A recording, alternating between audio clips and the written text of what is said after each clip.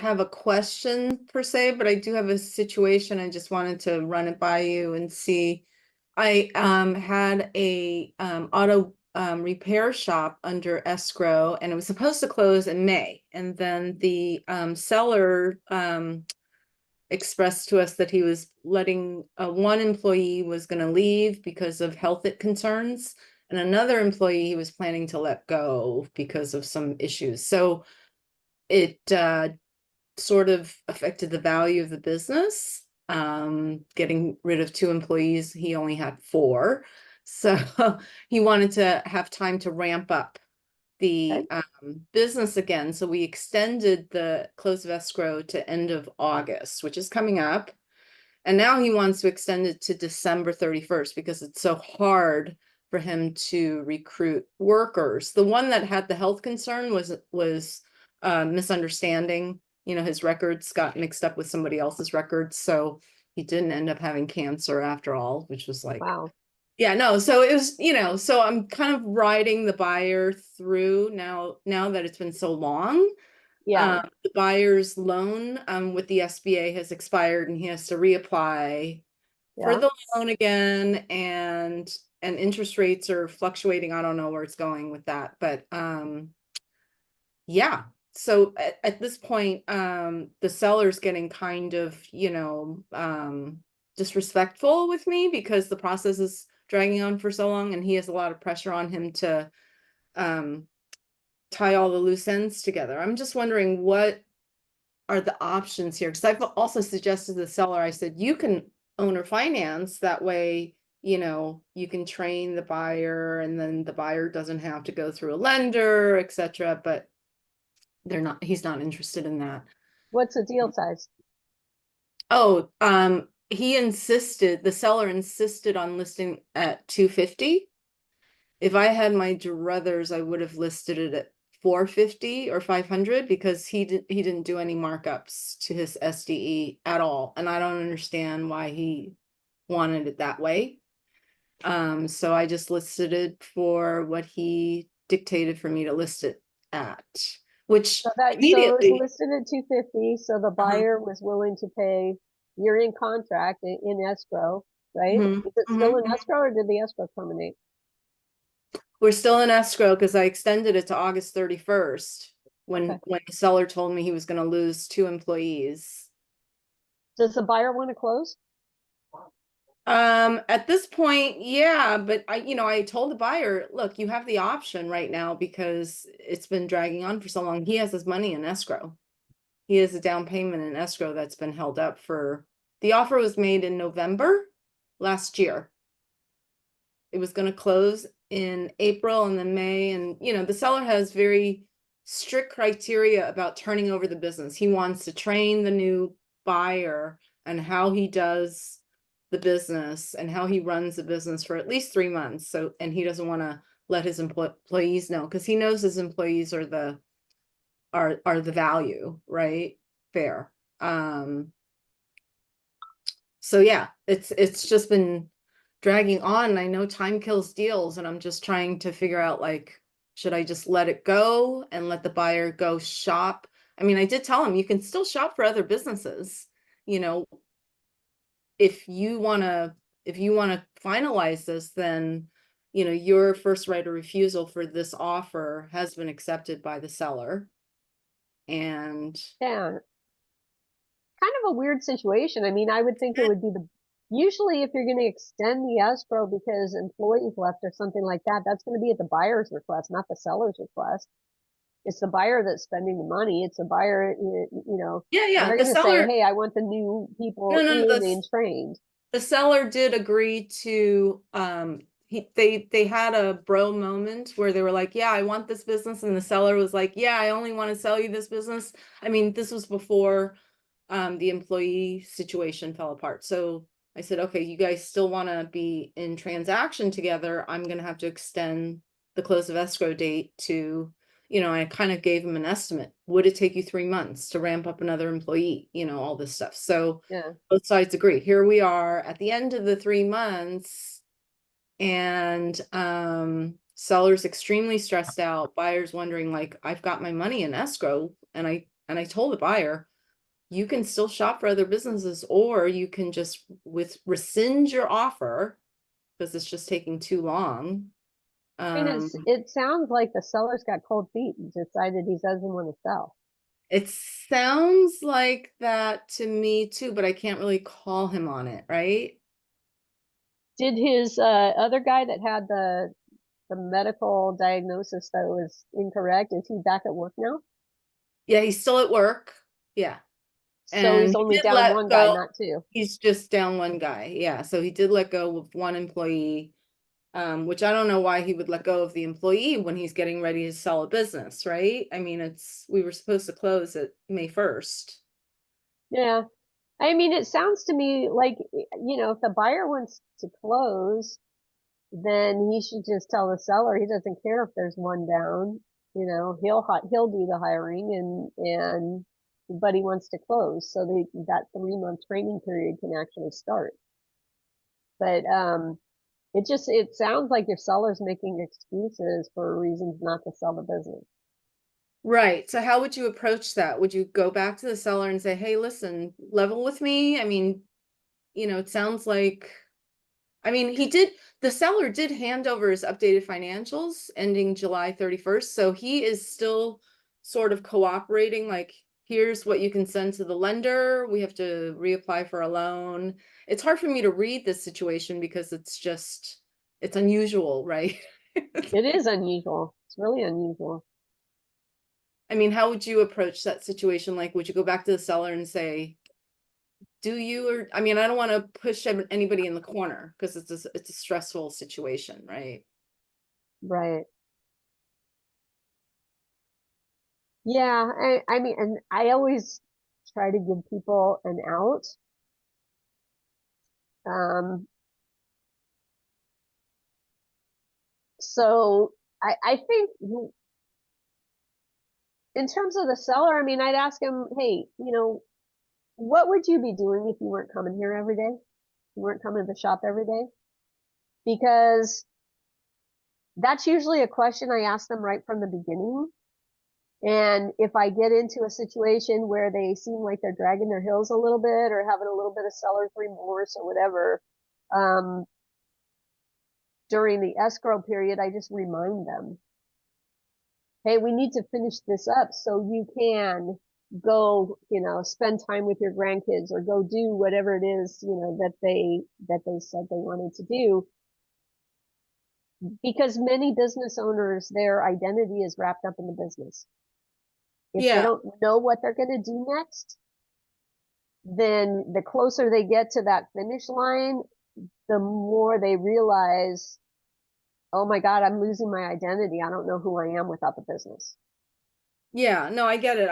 I did have that conversation with the seller, and he does have plans, but yeah, his identity is very wrapped up in the business that he runs. It's his way or the highway. It's got to be his way, and he's very much of a control, um being in charge, right? And he's trying to be in charge of the steel too, as to when the buyer takes over and as to when the buyer can take ownership and as to when the news to the employees about the new ownership, it's all that, right? He has it all mapped out in his head. He had it all mapped out when he approached me to list this business. This is how it's going to go, right? So, I can only But you're going to have to educate them on a couple of things. Because first okay, off, is this an asset sale or a stock sale? it's an asset sale. Yeah, Okay. So what that means is on the day of closing, seller has to terminate all employees and buyer has to hire them because they have two correct. different tax ID numbers, two different employment development department numbers, two different everything. So guess what? That means the employees need to know as of at least the day of closing. You can't Correct. wait 2 or 3 months and not tell the employees because the employees need to be working for the buyer, right? Right. So they're going to have to, follow that procedure. So there are some really little inconveniences called the law that might actually interfere with your seller's plan. And so I think that you're probably going to need to sit down with him and just ask questions. Um, One thing that I find with people, when they do have something in mind, is you can't tell them anything. You can't tell them it's not going to work. You can't Right. tell them anything because I they're not going to know. listen. Yeah. So you just have to ask them a series of questions that lead them to the conclusion you want them to go to. So you have to, okay, so it's like, well, you don't want the employees to, when do you want the employees to know? And if he says 2 months later, okay, how do you anticipate having the buyer handle their payroll after closing without them knowing? Or do you want to still continue handling payroll? Just, I mean, are they still working for you? You sold the business. You don't own it anymore. And so you have to just keep asking questions little by little, step by step. It might take you a few hours, but at some point they realize, hey, wait a second, this plan that I set out is not necessarily workable. I might have to rethink a couple of things. But Right. don't tell them anything. Yeah, Dick. I just had a question. Ann, you're more patient than I am for sure. Yes. I've I, been very I patient. mean, you're great. I mean, Been pulling my hair out, actually. I just can't believe how patient you are. Um, I'd be upset at the seller actually on this because he either wants to sell it or he doesn't. I'm pretty direct though. That's why I don't do certain types of things, because I'm so direct. But um, the sellers are direct too. He's been real direct with you. I think he might respect some directness here because the buyer in good faith has done all he's supposed to do and he's just sitting around waiting. So are you. And you just, the seller's holding this whole thing up. It doesn't make any sense to me anyway. He's okay, he's lost an employee. So what? That's if the buyer still wants it, he knows the employee's gone, right? Hmm. He's Hmm. willing to still buy this thing at below market, apparently. And He won't take any negotiations because he didn't let me mark it up to begin with, so he won't take a reduction. no, what And I'm saying is, does the buyer want a reduction because the no, employee? Oh, well, that has never been discussed, but originally the package was 4 employees. Now it's 3 employees. And you're right, it smells a little funny to me. well, whether it's 3 or 4 employees, it's still the same price. I, I don't know. Maybe Tanya's got a different opinion, but I obviously it's a local business that people come to and they do whatever they do there. And it's still generating the same revenues. It's the Revenues same. there, expenses are down by one employee. I mean, Mhm. my feeling is the value's up a little bit because the expenses are down. And it's if the buyer is willing to take it with one less employee or two less employees for that matter, Mhm. uh, Mhm. he's got this seller that's willing. If I was a buyer, I wouldn't want to work with that guy. Okay. So But let me ask you this, how would you, so just be more direct to the seller and say, hey, is your intention here to actually sell it? Because we've been all waiting in the waiting room here and well, I mean, I think Tanya brought it up in the first question she asked. What's he going to do after he leaves this business? Right now, he has control of 4 people, maybe others. Doesn't sound like he has control of himself, but he's what's he going to do? Who's he going to control? What's his outlet? I don't know. I mean, I'm it stinks to high heaven to me. I don't know what everyone else thinks, but I certainly wouldn't have the patience you have, man.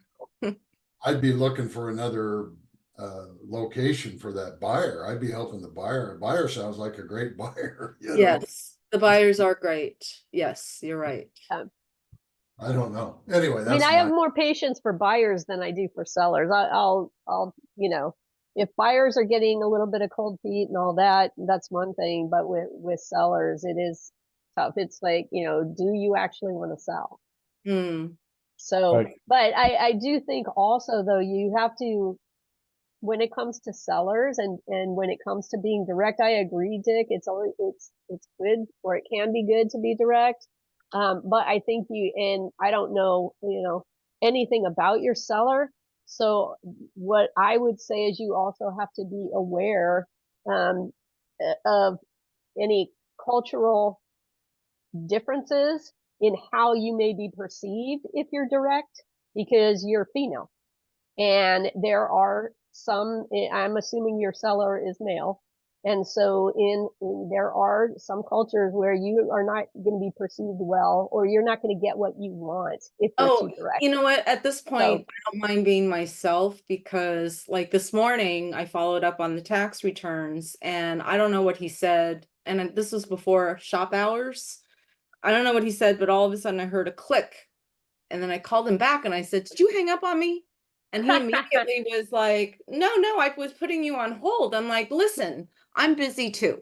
Like, I am busy. I mean, it's like he has pushed me off so many times. Like, wait a minute, you hired yeah, me to do a job here, and right. now you're treating me like, a dog. And so I don't appreciate that. No. If it's relatively close, I'd get face to face with him. Don't handle it over the phone, because Is that right? you need to see his eyes, you need to see his body language. You only get 7% of communication when you're on the phone. So he can say whatever he wants, but you're not going to be able to read him. If you get face to face with him and you ask him directly whether or not he wants to sell, Mm, he may say yes, but if his body language tells you something different, you listen to mm. that. So just But pop in, I would try just, and get face to face with him. just pop in on him. I would Okay. try. I would set up an appointment just because it's, just out of courtesy. He's busy and all that. And if you set up an appointment and then he blows you off again, that's just disrespectful. But you at least can call him on that. If you just pop in and show up, he can just say, "Hey, I'm really busy. Now is not a good time." Mm-hmm. So, I Could I, would definitely call and schedule an appointment with him. could I ask a question about this? Mm-hmm. Went in there and said, "I'm losing the buyer on this deal. I'm losing the buyer. He's definitely going to go someplace else. He's got the money. Does that bother you?" And let him tell you. Okay, that's a good question to pose for sure. There usually is a transitional period for the buyer. And if I was in your shoes, I'd probably ask him if he wanted to be an employee for the next 2 months after closing for the buyer. And he might say yeah, just to close the deal, but then once he starts working, he's like, what am I doing here? Like, this is not for me. I'm better than this, and he'll probably just leave. Well, he as the owner, he's the estimator for all the jobs that come in. He's not a mechanic, so I don't think he can. Well, I guess he can be a front office guy. You're right. You're right. You're right. Yeah. He definitely wants to have foot and say of the business, but he knows he has to sell it. Maybe he can just be an employee on the business Mm-hmm. for an X amount of time, and then he gets paid for that time Mm-hmm. until they find another mechanic. And then the buyer can just Yeah, fire but him. the seller's not a mechanic. You know what I mean? He runs the business. He doesn't work in the business. He's non-productive labor. He's not productive labor. Yes, he's the estimator. He quotes out the jobs. He makes the margins. He So entertains the customers and stuff like that. And so so then he's looking for another estimator to replace him before he sells it. No. he wants, well, he wants the new owner to be the estimator, the front office guy. Yeah. So And does that's just the training period. yeah, I would just do that and have him get paid for that training period Mm-hmm. instead of getting the Anyway. buyer up to speed before he buys it. It's not money, Oscar. This guy, there's something else going on, but it's not about the money. Right. Yeah, I'm Yeah. so appreciative that you guys are feeding back to me what I've been, in my head the whole time. Am I going crazy? Why is this taking so long? This guy's got problems you don't. You don't have problems, and he No, does. he's just got cold feet. So Okay. Yeah, exactly. yeah. Okay.